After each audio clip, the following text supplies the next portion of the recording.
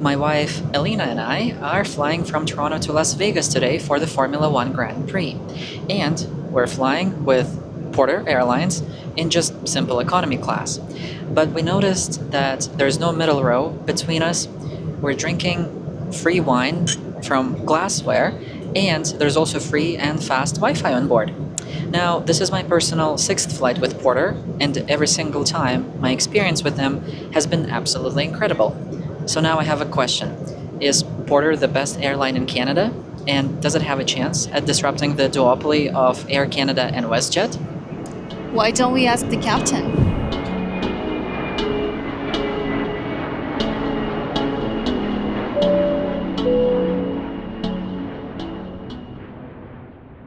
My name is Captain Andreas, and I hope you are enjoying your flight to Las Vegas so far. But in the meantime, let me tell you about Porter Airlines. And its story starts all the way back in the summer of 1935 here in Toronto. You see, the city has two main parts to it. There's the mainland, and also there's a chain of islands called Toronto Islands. And if you wanted to get from one to another, well, you either had to swim or take a ferry. But back in August of 1935, Toronto's City Council approved and even began building a tunnel underneath the Western Gap Channel in order to also start developing an island airport that, according to those early plans, will become the main airport for the growing city and its increasing demand for air travel. Unfortunately, though, a federal election was held in October of 1935, and this person, William Lyon Mackenzie King, was elected as Canada's Prime Minister. And under his government, the tunnel project was immediately cancelled. More than $2 million in today's dollars was paid out, and eventually the site was put back into its original condition. And after the 1935 tunnel project was cancelled, the island airport still opened, and it was primarily used by general aviation and by Austin Airways, that later merged with Air Ontario, and it got later rebranded to Air Canada Jazz. And the only way to get to the airport was by taking this ferry that took about 90 seconds to get from one side to another. But full 65 years later, around the year 2000, the idea of connecting mainland Toronto and the island airport, it was reignited. You see, rather than reviving the old tunnel project idea, the airport's consulting firm called Dillon recommended to build a bascule-type bridge over here. And in simple terms, it's a bridge that is split in half, and the two halves can be either raised or lowered so that any marine traffic that wants to enter or exit from Toronto's inner harbor will be able to do so easily. It sounds simple enough, right? But unfortunately, in Toronto, nothing is simple. Because around this time, local residents organized Community AIR, and AIR stood for Airport Impact Review. And it was led by Toronto City Councillor Alan Sparrow. And his group essentially pushed back against the expansion of the island airport, arguing that it polluted the city, it increased noise, and it degraded the entire waterfront of Toronto.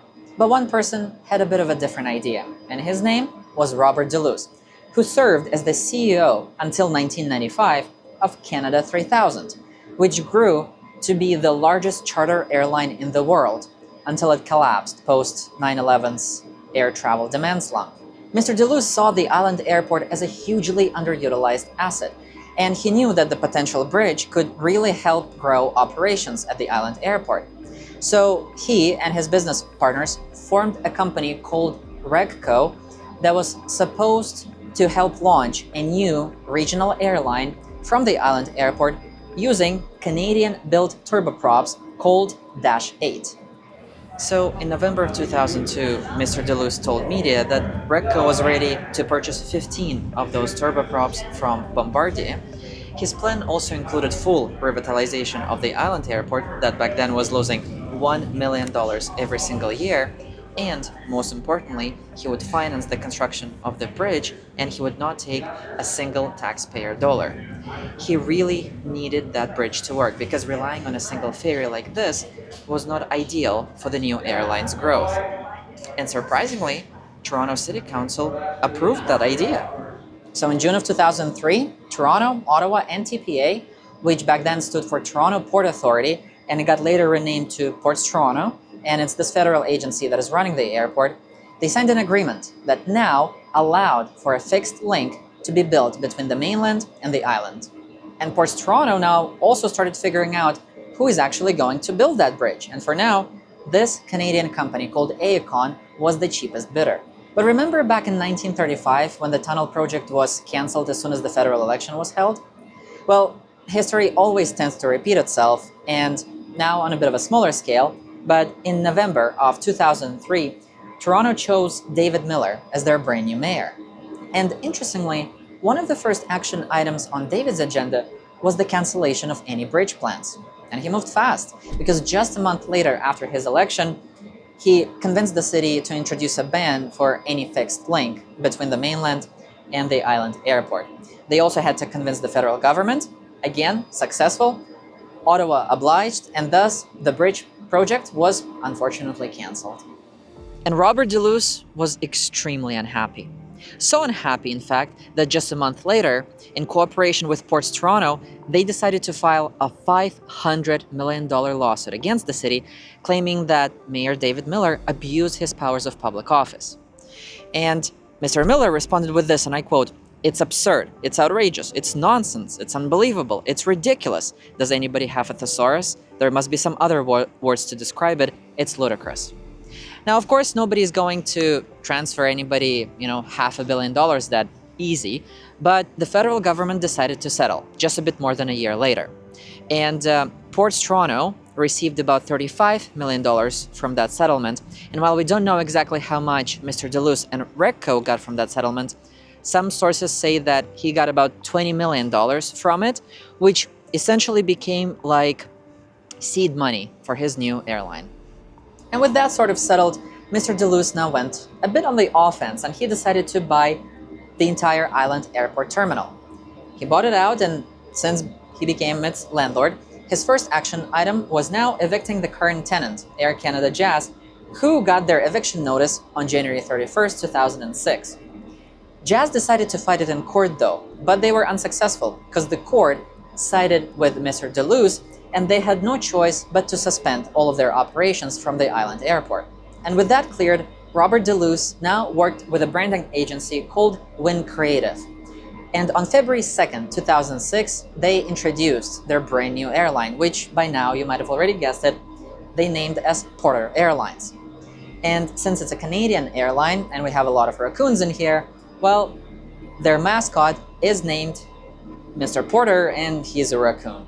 But not everybody was happy to see that kind of rapid growth from a brand new airline. Because the biggest opponent of all of this was no other person but today's Mayor of Toronto, Olivia Chow.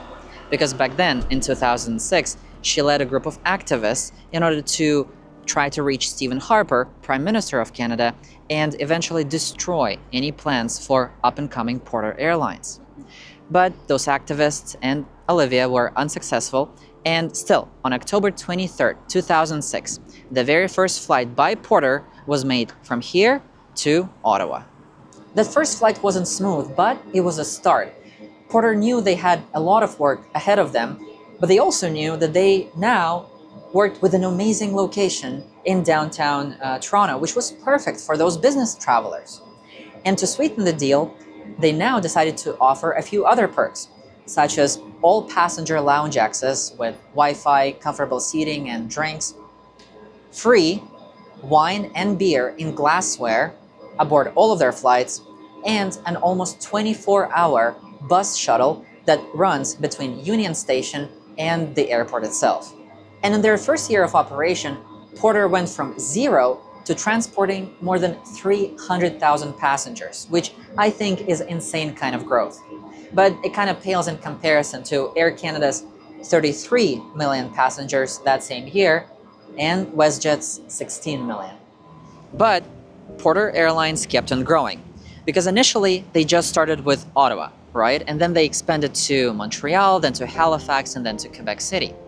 And in 2008, they had an idea of expanding over to the US. But surprisingly, they were met with quite a lot of pushback, or should I say unsurprisingly, from Air Canada. And Air Canada accused Porter of operating a virtual monopoly at the airport. They said that Ports Toronto kept giving more and more slots for takeoffs and landings to Porter and no other airline. And Air Canada argued that it violated the spirit of open skies. But at the end of the day, their kind of protest went nowhere, and in March of 2008, Porter still launched their first route over to the US, specifically New York. And around that time, the airport was renamed from Toronto Island Airport to Billy Bishop Toronto City Airport in order to also honor World War I ace, Canadian ace, and a hero, William Avery Billy Bishop. So with Porter now growing really fast, the number of passengers that moved through Billy Bishop Airport increased by almost 3,000% in just 4 years. So about 28,000 people passed through the airport in 2005, and more than 800,000 people passed through the airport in 2009. But all of that passenger volume still relied on a single diesel ferry that was running back and forth between the island airport and the mainland. And the problem was not the sail itself. It was quite short, just 90 seconds. The problem was that lines and queues started naturally forming on each side while people were waiting for their ferry to arrive. So Ports Toronto decided to pitch a crazy idea, unheard of before. How about we build a tunnel, but maybe this time for pedestrians only? And they made this idea a reality, because I'm currently walking through the tunnel that was eventually built and opened in 2015, but there were a few unique aspects about this project that made it a success. And first, no taxpayer dollars were used for the construction of this tunnel.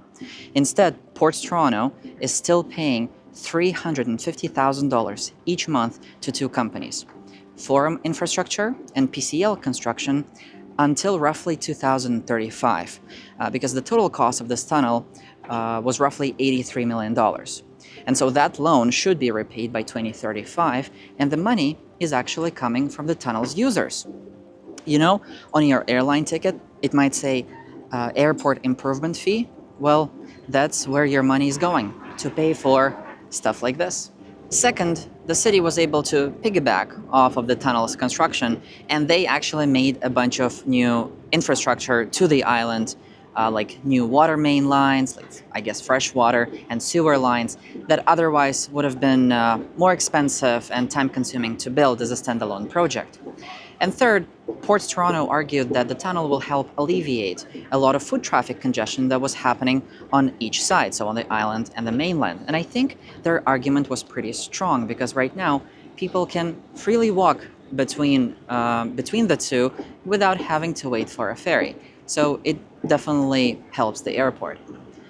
So this tunnel was a huge win for Robert Deluce, but he aimed even higher. Because in April 2013, Porter announced their plans to purchase up to 12 Canadian-built jets from Bombardier called CS100. And CS100s would be very different from the current fleet of Dash 8 turboprops, because they would be wider, longer, and will be able to carry up to 50% more passengers 3 times as far. And these jets could potentially unlock highly lucrative transcontinental routes, from Toronto to San Francisco, or from Toronto to Vancouver, for example. But there were 2 huge problems with that plan. Back in 2013, Bombardier hasn't even flown a single CS100 because it was a brand new jet and it was still being built. And 2, if Porter wanted to fly these from the island airport, the main runway had to be extended. So, an Australian company called Airbus put together a 151-page proposal that outlined the need of an additional 168 meters of pavement on both sides of the existing runway if Porter wanted to operate larger planes from here.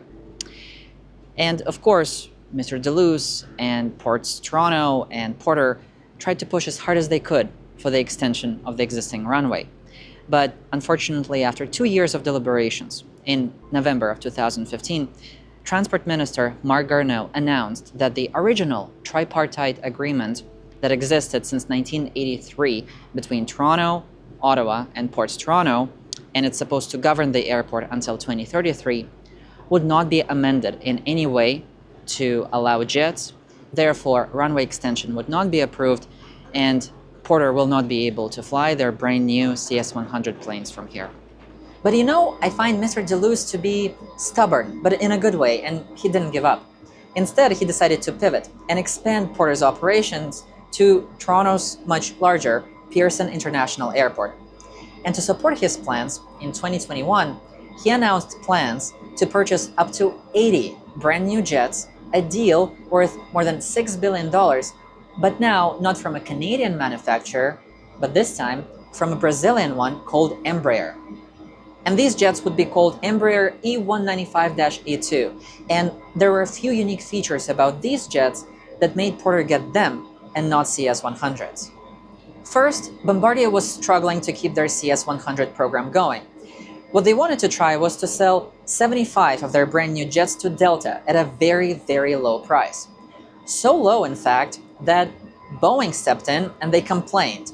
They said that now a Canadian manufacturer dumped their prices way too low, and it also threatened their Boeing 737 MAX 7 program. And so they went to the US government and they asked, hey, you need to impose a 300% tariff on those new Canadian jets. At the end of the day, the US government decided not to do it, but this whole process introduced a lot of uncertainties to the program, to the point where a European manufacturer, Airbus, had to step in and buy out the entire program from Bombardier. And they renamed it to Airbus A220. The problem was also that if Porter actually ordered those A220s from Airbus back there and then, they would have received those jets about 5 years later, which was way too long. But Embraer could start delivering their first jets in just a single year, which was definitely much faster. Second, take a look at the interior of Airbus A220. It's 3 and 2, and it makes Porter's marketing promise of no middle row impossible to advertise. But take a look at the interior of E195. It's 2-2, and the marketing team at Porter would be super happy and thrilled. And finally, E195s would be about 10% more efficient within Porter's network than A220s, and so that essentially made Porter go all in on these new jets. And we have just arrived to beautiful Las Vegas, and at the airport you already have slots, which is, I guess, fitting for Vegas. But it was Alina's first flight aboard E195, and the flight was... Very interesting landing. Yeah, like literally we got slammed into the runway.